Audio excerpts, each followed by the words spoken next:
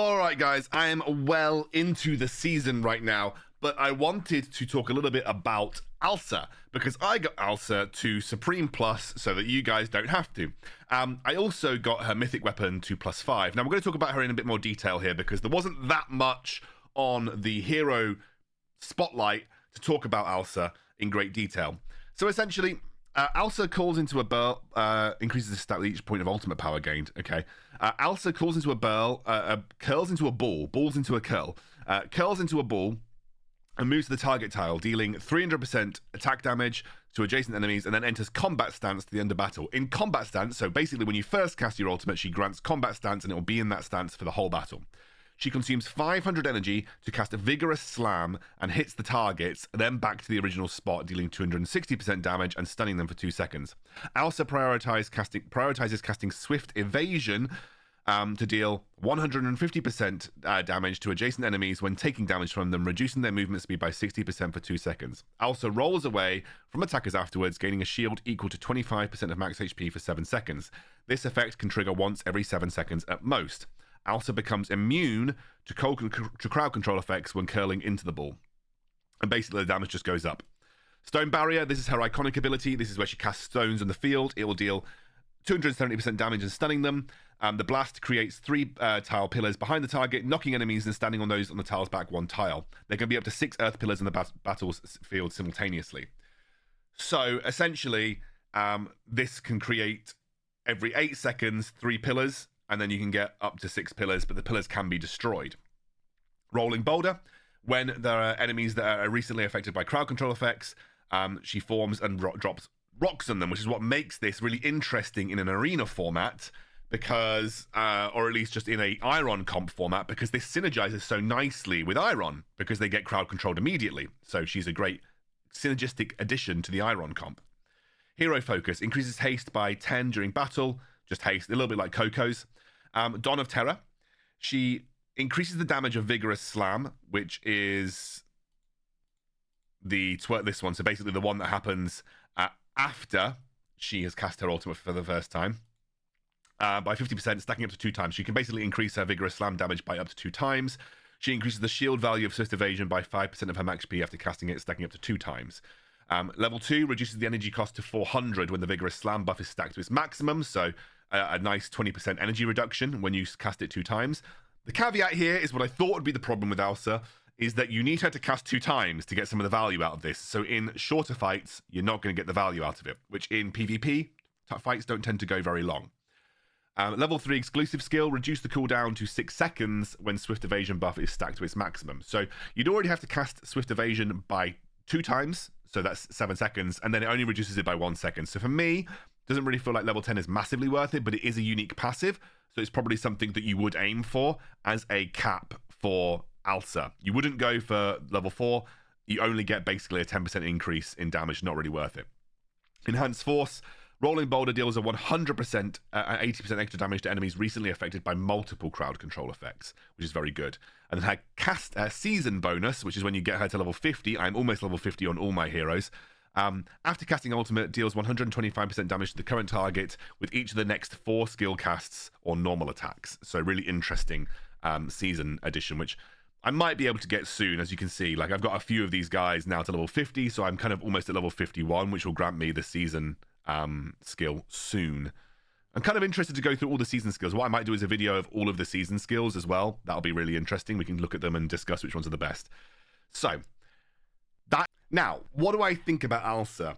I think Alsa is pretty good, but I don't think Alsa is that good that it's worth going all in on her and getting her to Supreme Plus. She's not a character where I've kind of experienced and thought, yes, I need to have Alsa. She's insane. She is good with the meta Eironn Comp. I'm going to show you that in a moment.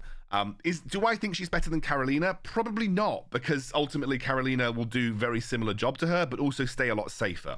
There is a problem with Alsa that becomes more apparent the higher level discrepancy you get to.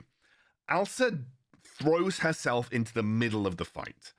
So she will jump into the middle of the fight. And when you're up against equal level opponents, or, just like standard story missions, that's fine, because as I'm going to show you here, she will basically just roll over everything in this case. Like the rocks are there, straight from the Eironn Comp, drops on her head. They're basically all dead. Alsa jumps in, and she's basically just killing everything at this point. So she is very strong in that regard. And then you can have a look at the damage afterwards. Like, almost no one else got the ability to deal any damage here. Like, Alsa dealt 12k in about 2 seconds. Like, really, really good. But that is only most apparent when you're going up against sort of equal-ish level sort of fights. What I'm going to show you now is a Trials of Abyss fight where it's Alsa versus Florabelle.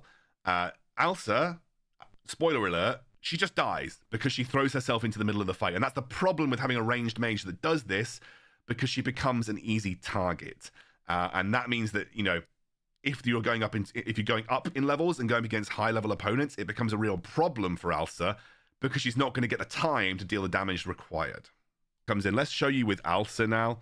The reason I put Eironn linked to Thorin is just because I want to reduce the damage she takes. But if you watch Alsa, you're going to notice that she's going to jump in and she is going to take a boatload damage. She just immediately becomes the target and then gets essentially taken down very, very low. So yeah, you see, like, we don't do as nearly as well with Alsa versus Florabelle in this particular instance. So she's not a good direct replacement for PvE progression because she throws herself into the fight and then becomes a very easy target for melee characters, especially when your tanks would then die straight afterwards, and then she becomes the next closest target. Whereas if we're doing it with Florabelle, she stays at the back. She's much more suited to this type of composition, and it becomes much easier for us to kind of clear through and get this stage done. Whereas with Alsa, even though it feels like she should be a direct replacement in this case, she just ends up just throwing herself into the mix and dying. And that's one of the problems when you're a ranged mage and then you just throw yourself in. She is going to require I think she needs to be run with things like Coco, for instance, where you're going to get a lot of lifesteal and a lot of damage reduction.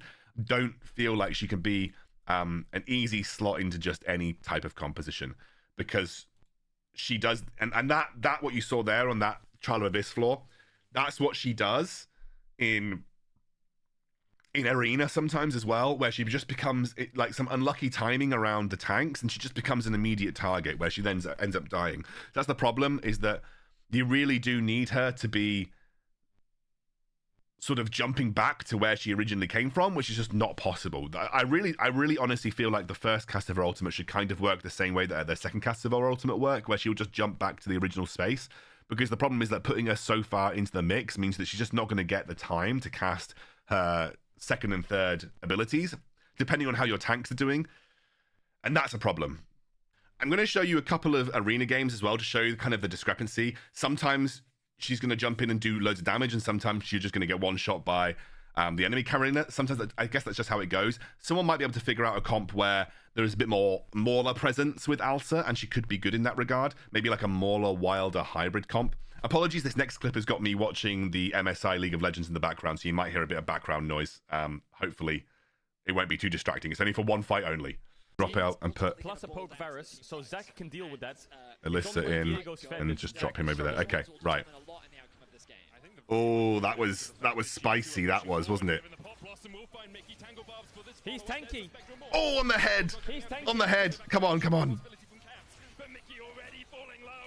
Okay, I still got battered. I got battered by the big boy. Maybe my positioning was off on that one. It looked good on the other side, but on this particular fight, maybe a little bit too far above my my pay grade. Or maybe my positioning just wasn't quite right there.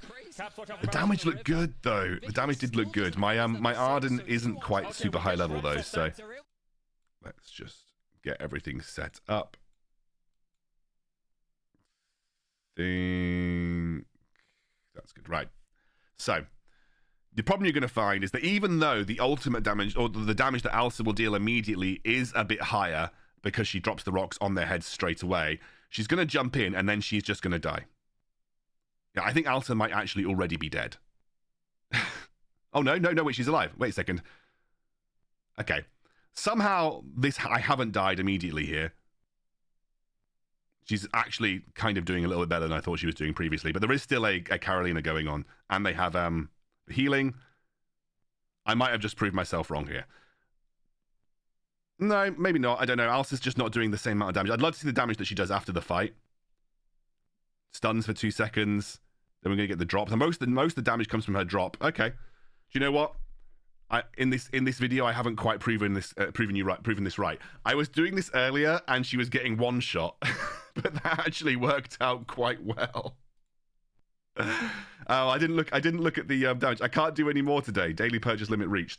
So yeah, ultimately, I think Alsa is strong, but is she like necessary? Like we've already got the role filled by Carolina in the comp that she works in quite well. There's very likely a cool Wilder comp. She's especially going to be useful potentially when Soren comes out, and if you can get Soren to a high enough level, there's probably a comp that can work there.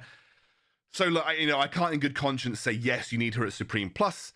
I think like she is fun. I enjoy playing with her. I think she's a great addition to the roster, but I don't think she's necessary. I still think you can just build Carolina and you'll get just as good of a comp out of it. She's not suddenly a big game changer, right? She's not adding anything that Carolina doesn't already bring to the table.